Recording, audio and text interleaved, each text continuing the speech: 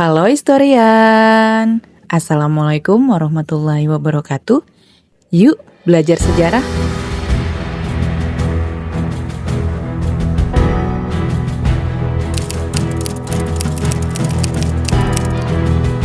Sebelum mulai, saya mau mengucapkan Selamat Hari Raya Nyepi bagi umat Hindu yang merayakan. Biasanya kalau Nyepi gini, di Bali nggak ada aktivitas dan kegiatan apapun selama 1 hari. Nah, Bali adalah salah satu destinasi wisata favorit di Indonesia. Banyak wisatawan, baik dari dalam maupun luar negeri, berkunjung ke Bali. Bali menjadi tujuan wisata karena memiliki keindahan alam serta budaya seperti yang terkenal Tari Kecak. Selain untuk tujuan wisata, Bali juga menjadi tempat event kenegaraan. Tapi, tahukah historian sejarah Bali? Yuk tonton video ini sampai selesai. Tapi sebelum itu, buat yang belum subscribe, jangan lupa subscribe dan share video ini ke teman-teman kalian.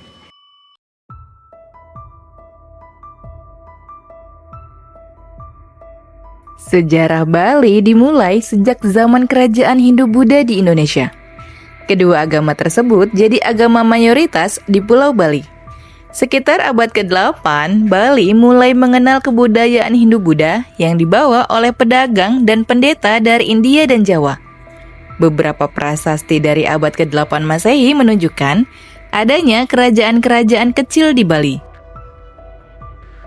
Kerajaan-kerajaan ini berhubungan dengan kerajaan besar di Jawa, seperti Tarumanegara, Mataram kuno, dan Singosari. Nama Bali Dwipa atau Pulau Bali ditemukan dari berbagai prasasti, termasuk pilar prasasti Blanjong yang ditulis oleh Sri Kesari Warmadewa pada tahun 914 Masehi yang menyebutkan Wali Dwipa.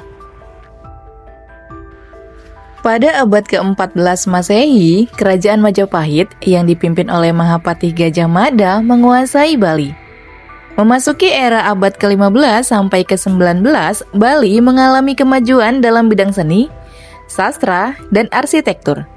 Beberapa kerajaan besar muncul di Bali, seperti Gelgel, Klungkung, Karangasem, Mengwi, Buleleng, dan Tabanan.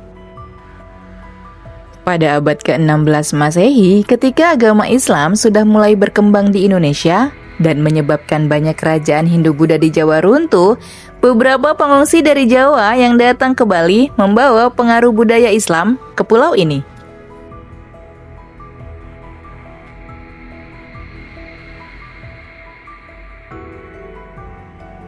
Pada tahun 1846, Belanda masuk ke Bali karena beberapa hal.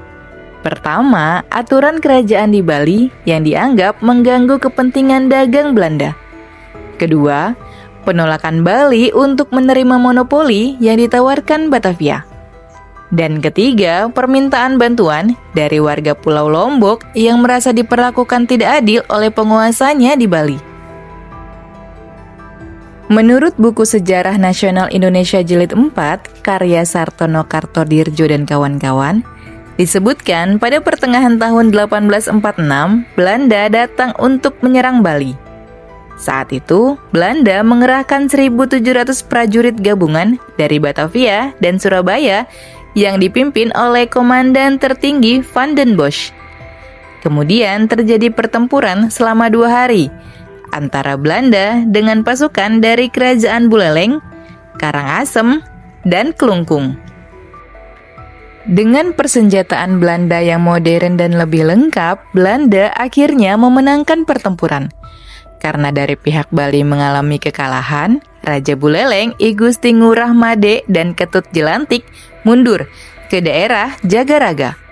Bali juga terpaksa menandatangani perjanjian damai pada 6 Juli 1846. Kemudian dari pihak Bali melakukan perlawanan kembali kepada Belanda pada tahun 1847. Pada tanggal 15 April 1849, semua kekuatan Belanda dikerahkan untuk menyerang Jagaraga. Pertempuran ini juga terjadi selama 2 hari, menyebabkan kekuatan dari gabungan kerajaan Bali dapat dikalahkan kembali. Raja Buleleng dan Ketut Jelantik melarikan diri menuju Karangasem untuk meminta bantuan kepada Raja Karangasem. Tapi Belanda dan pasukannya tetap mengejar Raja Buleleng dan Ketut Jelantik. Mereka terbunuh dalam upaya mempertahankan diri dari Belanda. Kemudian Belanda ikut campur mengurus soal pemerintahan di Bali.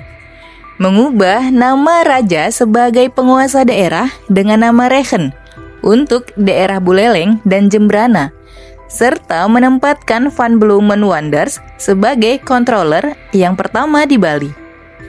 Kedudukan raja merupakan pemegang kekuasaan tertinggi, yang pada waktu pemerintahan kolonial didampingi oleh seorang controller.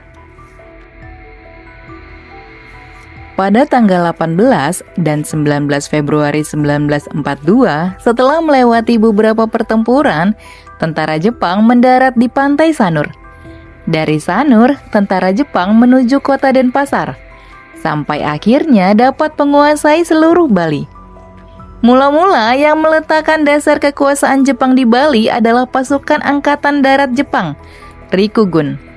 Kemudian, ketika suasana sudah stabil, penguasaan pemerintah diserahkan kepada pemerintahan sipil. Karena Bali masih dalam kondisi perang, semua kegiatan dipusatkan pada kebutuhan perang. Pembela Tanah Air atau PETA dibentuk pada bulan Januari tahun 1944. Yang program dan syarat-syarat pendidikannya disesuaikan dengan peta di Jawa. Kemudian, para pemuda Bali dididik untuk menjadi tentara peta.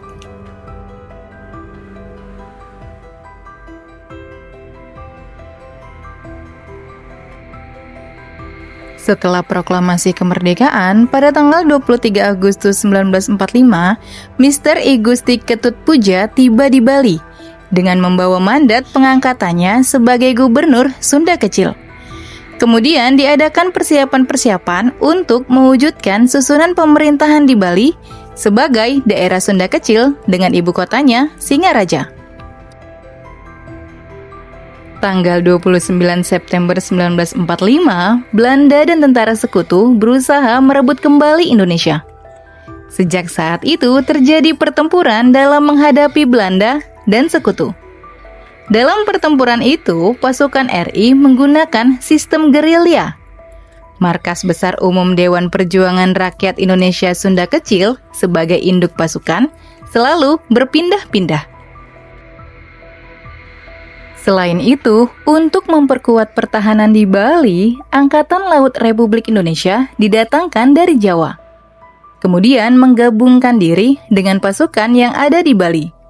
Karena sering terjadi pertempuran, Belanda mengirimkan surat kepada Mayor I Gusti Ngurah Rai, pimpinan Tentara Keamanan Rakyat, untuk mengadakan perundingan. Tapi permintaan tersebut ditolak oleh para pejuang.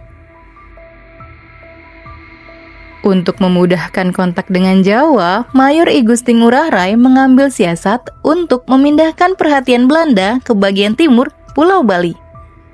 Pada tanggal 28 Mei 1946, Ngurah Rai mengerahkan pasukannya menuju ke timur. Dan ini terkenal dengan sebutan Long March. Selama diadakan Long March, pasukan gerilya dihadang oleh tentara Belanda, sehingga sering terjadi pertempuran. Pertempuran yang membawa kemenangan di pihak pejuang ialah pertempuran Tanah Arun, yaitu pertempuran yang terjadi di sebuah desa kecil di lereng Gunung Agung, Kabupaten Karangasem.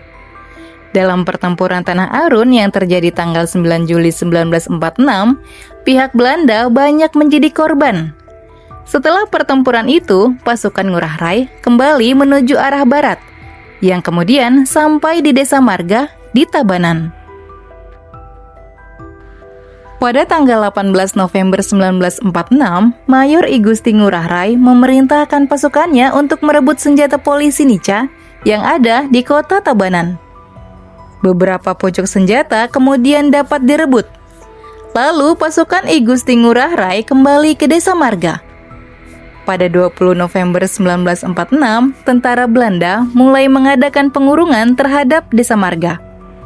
Kemudian terjadi pertempuran antara pasukan Belanda dengan pasukan Ngurah Rai, yang dikenal dengan Puputan Margarana. Dalam pertempuran ini, 96 orang, termasuk Ngurah Rai, gugur. Pada tanggal 7 sampai 24 Desember 1946, Konferensi Denpasar berlangsung di Pendopo Bali Hotel. Konferensi itu dibuka oleh Hubertus Johannes van Mook, yang bertujuan untuk membentuk negara Indonesia Timur dengan ibu kota Makassar. Dengan terbentuknya negara Indonesia Timur, susunan pemerintahan di Bali dihidupkan kembali, seperti pada zaman raja-raja dulu, yaitu pemerintahan dipegang oleh raja yang dibantu oleh patih, punggawa, perbekel, dan pemerintahan yang paling bawah adalah kelian. Di samping itu, masih ada lagi satu dewan yang berkedudukan di atas raja, yaitu Dewan Raja-Raja. Sementara itu, Konferensi Meja Bundar mengenai persetujuan tentang pembentukan Uni Indonesia Belanda dimulai sejak akhir Agustus 1949.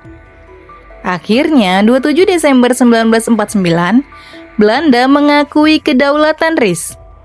Selanjutnya, pada tanggal 17 Agustus 1950, RIS diubah menjadi Negara Kesatuan Republik Indonesia. Itu tadi sejarah singkat tentang Bali.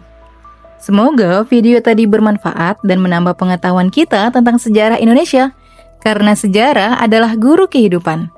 Sampai jumpa di video selanjutnya.